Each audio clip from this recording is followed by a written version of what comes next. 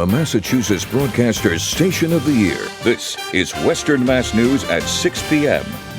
It's been a gloomy and wet Thursday. Good evening, everyone. Thanks for joining us here for Western Mass News at 6. I'm Jordyn Jagolinzer. It looks like things are clearing up a bit after thunderstorms and rain pass through our area. For more on the latest on what we can expect, let's send things right over to meteorologist Janna Brown. Hey, Janna. Hey, Jordyn. We did get some good downpours earlier today, and right now all we have left is our cold front and the wet weather that's right out ahead of it. Now, that cold front is just starting to enter northern Berkshire County. I've just looked at the dew points up there, and they are starting to drop. This is a very broken line of showers with a few isolated downpours. Just kind of zooming in, we've got one right around Beckett where you're seeing that dark shade of red. That's a pretty healthy downpour. And then Chesterfield has a couple of showers up towards Sunderland. So it's not really bad. We've missed out on the thunderstorms. Those all stayed to the south, and they are starting to move off the coast tonight. Back off to the north and west, clearing skies, which we will begin to see during the overnight hours. Right now we're at 72 with a dew point of 67, which is starting to fall just a little bit, but it's still incredibly muggy. It was a warmer day today in North Adams, hitting temperature around 80. Great Barrington is there as well, but the valley's significantly cooler, but we are all still on the humid side. But again, that's going to start changing soon. Overnight, falling humidity, temperatures drop back into the 60s, possibly some upper 50s. And then tomorrow morning, we will begin the day with a mix of sun and clouds, giving way to almost a completely sunny sky, which we're expecting to keep all day long. A quick warm up through the morning too. Even though it'll be a lot less humid, it's still going to be a toasty afternoon with temperatures climbing toward the middle 80s. Plenty of sunshine, nice breeze out of the west. We do cool off a little bit for the weekend, but it's looking pretty nice. We'll take a look at the details in just a couple of minutes. Jordyn, back to you. Janna, thanks. Exclusive new details tonight out of the Holyoke Soldiers' Home, reeling from one of the worst coronavirus outbreaks in the country. Now they're getting ready to allow visitors to see their loved ones once again. On June 15th, state officials say outdoor visits will be allowed to begin, and the home has finished retesting their residents in preparation for the reuniting. But how will the workers be protected going forward to avoid another outbreak? Western Mass News reporter Audrey Russo is getting answers from Holyoke. Visits will soon begin here outside at the Holyoke Soldiers' Home, and it'll allow residents for the first time in months to see their loved ones again. And although safety precautions will be taken, it is possible that the residents and staff could be exposed to coronavirus again. People are scared to do their job. I think that affects what happens in the facility. Since March, 76 Soldiers' Home residents have died after testing positive for coronavirus. Countless others were infected, but state officials say fewer than 11 remain COVID-19 positive after another round of testing. But dozens of workers also got sick from the illness during the outbreak at the state-run facility. And as Western Mass News has documented in the past, employees had limited access to personal protective equipment during that time. It's something the unions representing the nurses and certified nursing assistants want to see change in the future. We also may look at certain standards of PPE. Officials with the Massachusetts Nurses Association say their contract with the state expires in late December. Roland Golf, the M&A director of strategic campaigns, says the COVID-19 outbreak has changed how they plan to negotiate the new contract on behalf of the facility's nurses. I think will be a little bit more urgent. Particularly when it comes to short staffing. We had some ongoing issues at Holyoke, both in people being afraid to speak up and also some staffing issues that are long-standing. They're exacerbated under the previous administration that is now out. Nurses who used to work at the Soldiers' Home tell Western Mass News that in the past there have been mass exits of employees who were offered early retirement. It's often not so much used as a way to kind of change staff over and hire new staff, but more as a budget mechanism to try to save some money and have people exit. Goff is concerned the coronavirus pandemic has lowered the state's revenue this year and could spark another early retirement program. Wouldn't be looking for people to exit without a guarantee that, one, they'd at least refill everyone who left, and also would fill more than the people who left, because we can't go through this again. Those contract negotiations are still ongoing. SEIU Local 888 is the union representing the home's certified nursing assistants, or CNAs. Union officials say their contract with the state ends sooner, at the end of June. A 2019 Suffolk University study showed that of the staffing at the Soldiers' Home, licensed practical nurses and CNAs were difficult to retain. In 2018, 50% of all new hires left before the year's end.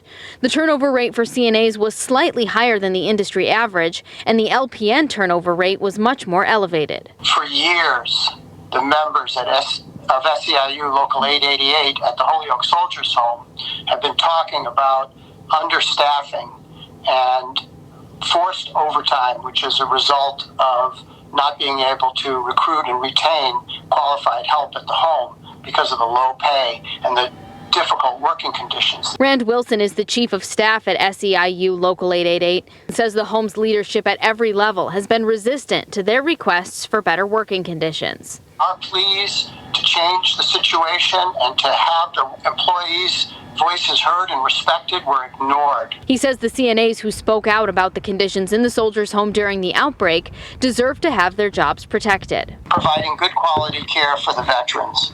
And that's what motivated their desire to expose these working conditions. The state recently announced that the interim superintendent, Val Liptak, will remain the head of the home for the foreseeable future. We reached out to the state for a comment on how they plan to address the next round of contracts. Wilson hopes the state will make health and safety a priority for frontline workers.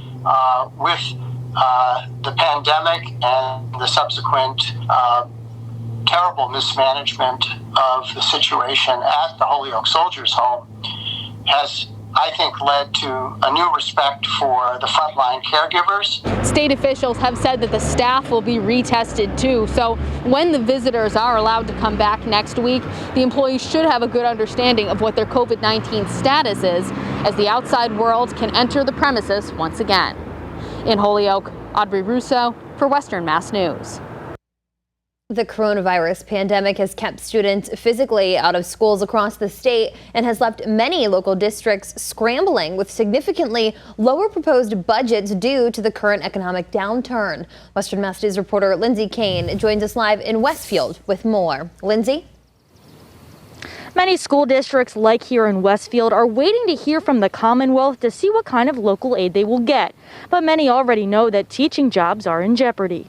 It's been a very difficult year, obviously, because of COVID-19. Nobody could have predicted the pandemic that impacted our economy and basically shut down everything. COVID-19 turning a normal school day for staff and students across the state upside down, and now possibly affecting the budget for next academic year in many school districts. We had originally been presented what we thought was an $8 million hole in the city budget, and we were looking at $4 million from the school department, $4 million from the city side. Mayor Don Humison for the city of Westfield tells Western Mass News over the phone that they were fortunate to find a way to shrink a proposed $4 million cut to schools. It's actually closer to about $1.5 million to $2 million out of the school budget, luckily because we were able to use the free cash to supplement it, and because of using some of the CARES money to supplement the school budget. The cuts were not as deep. This new proposal was passed by the school committee on Wednesday. The proposed budget still includes some layoffs, but saves many positions focusing on student impact. Classroom teachers, they looked at music and art teachers, they looked at the folks that really have the biggest impact on the students directly, and then they tried to go from there and restore those original position cuts. The mayor says the city is still waiting to hear from the Commonwealth to see the amount of local aid they will receive, which could help their financial situation. That's a real challenge for mayors and selectmen and city councils across the state, but we're hopeful that the news will come out of Boston soon and it'll be good. The proposed budget will be presented to City Council in a meeting tomorrow with an expected final vote on June 29th. Live in Westfield, Lindsay Kane, Western Mass News. Lindsay, thanks for that live report. Here's a look at today's number of COVID-19 cases. So far, the state reporting 100,504 confirmed COVID-19 cases. That's up 354 from yesterday. They say there are now 4,163 probable cases. That's up 165 since yesterday. In all, there are now 104,667 total cases in the Bay State. There are 37 more confirmed deaths today and one more death among 7,000 4,492 probable deaths. The statewide death toll now stands at 4,492. People in Springfield, particularly parents, are starting to get answers about what the summer will look like for outdoor activities. The city has decided not to allow summer camps to go forward and will also keep swimming pools closed. But park officials want to make sure that kids can still have a chance to cool off during the summer. Western Mass News reporter Leon Purvis is live outside the Forest Park swimming pool with more. Leon? Jordyn, the Parks and Rec folks here say it would have been difficult to have summer camps and operate pools under a new normal. Having summer camp during coronavirus with CDC precautions in place just didn't seem realistic for Forest Park and other places in Springfield. They required equal 40% capacity, 10 or less in a group. Director of Springfield Parks, Buildings, and Recreation, Patrick Sullivan, tells Western Mass News it was difficult for them to come to this decision. He says another concern was how to properly social distance at city pools and keeping the pool sanitized with different people in and out of the water all day. The operation of pools made it very difficult. When you consider the disinfectant that has to happen throughout the day in the bathhouse, and then in the pool, they would like that.